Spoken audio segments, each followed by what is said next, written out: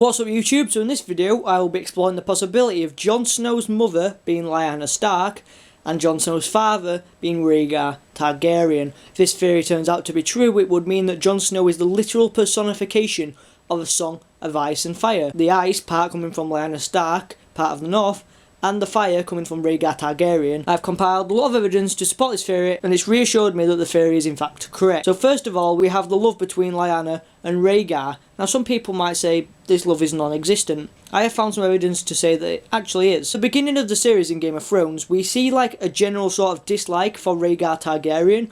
However, throughout the rest of the series, when the viewpoint turns away from Robert's prejudice, we see that Rhaegar was in fact an honourable man. For example, he, Ned, wondered if Rhaegar had frequented brothels. Somehow he thought not. Game of Thrones, page 381. Here we have a piece of evidence from Lyanna. Robert will never keep to one bed, Lyanna had told him at Winterfell on the long night long ago when their father had promised her hand to the young lord of Storm's End. I hear he has gotten a child on some young girl in the Vale. Ned had held the babe in his arms. He could scarcely deny her, nor would he like to lie to his sister, but he assured her that what Robert did before their betrothal was of no matter, that he was a good man and true, who would love her with all his heart. Lyanna had only smiled. Love is sweet, dearest Ned, but it cannot change a man's nature.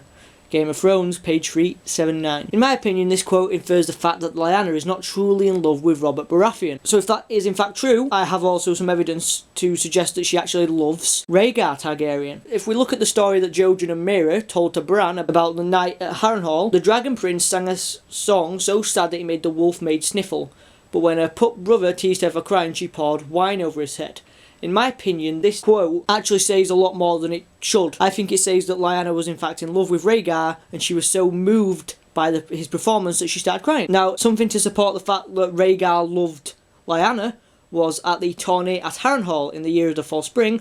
Rhaegar won the jousting contest, but instead of crowning his own wife, Elia, the Queen of Love and Beauty, he crowned Lyanna instead. Here we have a quote from Daenerys. Yet sometimes Dany would picture the way it had been. Her brother Rhaegar battling the usurper in the bloody waters of the Trident and dying for the woman he loved. Note that the quote doesn't say his wife or Elia, it says the woman he loved. And when Dany sees visions in the House of the Undying, rubies flew like drops of water from the chest of a dying prince, and he sank to his knees in the water and with his last breath murmured a woman's name.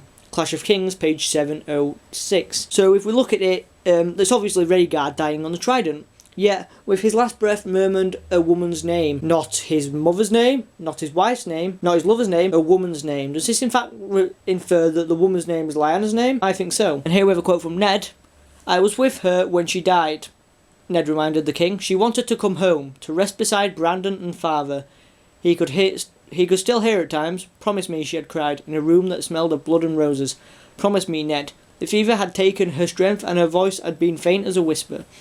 But when he gave her his word, the fear had gone out of his sister's eyes. Why was Lyanna so scared about where she was going to be buried? In my opinion, she wasn't scared about that. She was scared about Jon, her young son, being killed as a Targaryen because Robert was going around and murdering every single Targaryen he could find. Now, once again, we also have the part where Lyanna is described as being dying in a pool of blood. And in my opinion, I think this signifies childbirth. Unless she'd have been stabbed, then I'm not sure what it could have been other than childbirth. And also, if we have a look at the King's Guard as well, 3 members of the King's Guard was protecting Lyanna. What for?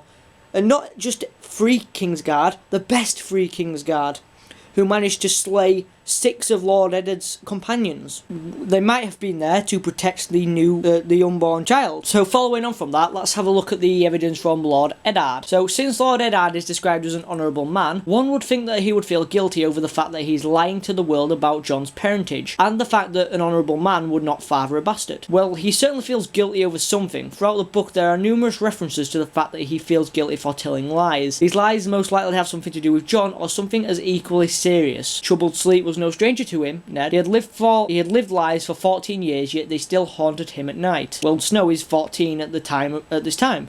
This strongly implies that Eddard's 14 years of lies are about Jon. The fact that they still haunt him at night fits in with Lord Eddard's dream about blue roses and the Tower of Joy. If we look at Arya, after she's driven away Nymeria and Ned's found out, it was right, her father said, and even the lie was not without honour.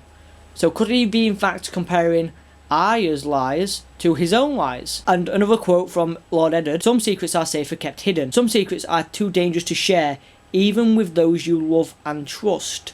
Could this be inferring that the secret of Jon's parentage was not shared with anyone, even his wife? Now here's a weird quote that I found. Ned fought, if it came to that, the life of some child I did not know against Robb and Sansa and Arya and Bran and Rickon. Now he's only included his true born children there, but yet he mentions Jon Snow a bit later in the quote. Even more so, what would Catelyn do if it were Jon's life against the children of her body? He did not know, he prayed he never would. And if we look at the evidence that's shown to us when Lord Eddard is in the Red Keep waiting to die, the thought of Jon filled Ned with a sense of shame, a sorrow too deep for words. If he could only see the boy again, sit and talk with him. Does this infer the fact that he's feeling shame over not ever telling Jon of his true parentage? Why, out of all his children, does Eddard want to talk with Jon before he dies? And a couple of pages earlier, Ned asks Varys if he could deliver a letter. Now, the contents of what the letter could have been can be heavily disputed, but it might have been a letter to Jon at the Wall telling him about his true parentage. And Bran has a dream, and as we all know, Bran is the next Green Seer. This could be a prophetic dream. I dreamed about the crow last night, the one with 3 eyes, obviously the Blood Raven. He flew into my bedchamber and told me to come with him, so I did. We went down to the crypts. Father was there and we talked. He was sad. And why was that? Lewin peered through his tube. It was something to do about Jon, I think. The dream had been deeply disturbing, more so than any other of the crow dreams. We've seen a lot of these dreams, and we've seen a lot of kind of visions of the Starks having like a feast after they've died. For example, I think it was Theon who screamed when he saw Robb and his direwolf Greywind join the feast still bleeding.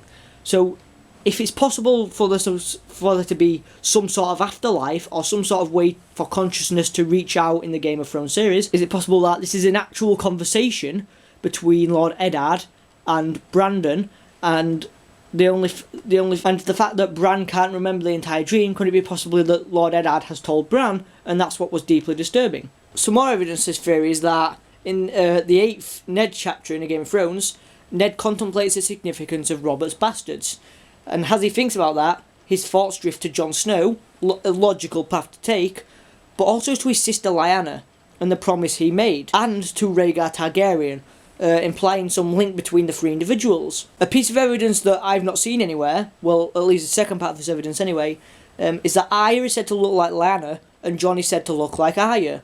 So much that Sansa seems to think that Arya was a bastard until her mother corrected her. And if we have a look at 4 out of 5 children of Lady Catelyn, 4 of the 5 are said to have Tully looks, Arya being the exception. And as we all know, is it possible due to the genetics that the female traits are expressed more, such as the auburn hair in the Tullys and the black hair in the Starks, and with Jon having Lyanna's looks? And at another point, Lord Eddard Stark says to Lady Catelyn, "He is my blood, that is all you need to know." Note the fact he doesn't say he is my son. He says he is my blood. So also Lyanna also has Lord Eddard Stark's blood. So anyway guys, thank you for watching this video. If you enjoyed the video, please leave a like and a comment below. I also have a Game of Thrones Twitter now, which has quite a few followers. If you want to follow that, the link will be in the description below. So thanks for watching.